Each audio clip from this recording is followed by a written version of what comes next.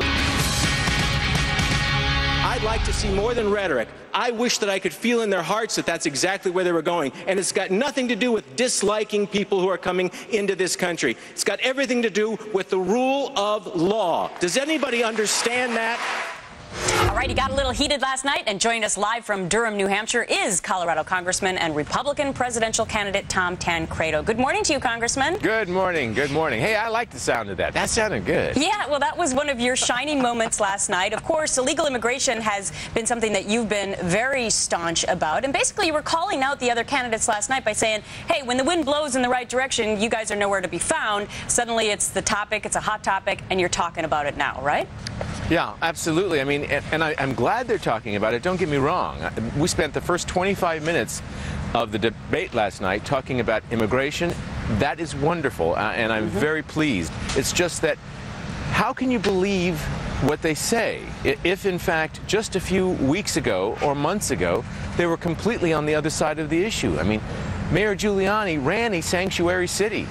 He went to the federal government twice. He went to court twice to stop the federal government from trying to stop him from having a sanctuary city. And now he talks about it as if he, birthed the idea. I just don't know what to think about people like this. I hope that, in fact, what they've said is, represents a true metamorphosis or conversion. But how do you know? Congressman, something that I noticed last night, and I've watched all the debates, it's got to be frustrating for you as one of the so-called second-tier candidates because you simply don't get as many questions as the top-tier guys. I have four questions in 90 minutes.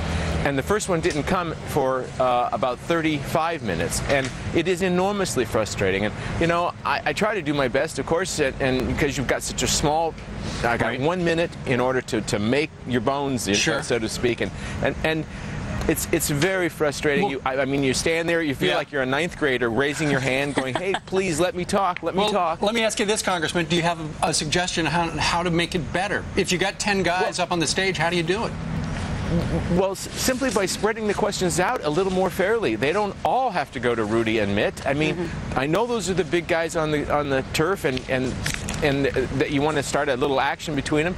But really, there are those of us out there who I think can add something to it. And what you need to do is think about the American public, what they need to see. I mean, isn't it important for them to see if there are other people in this race that have anything to add?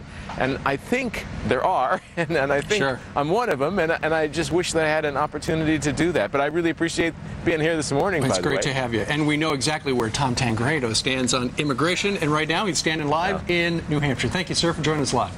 You bet. Thank you. Coming up on Fox and Friends.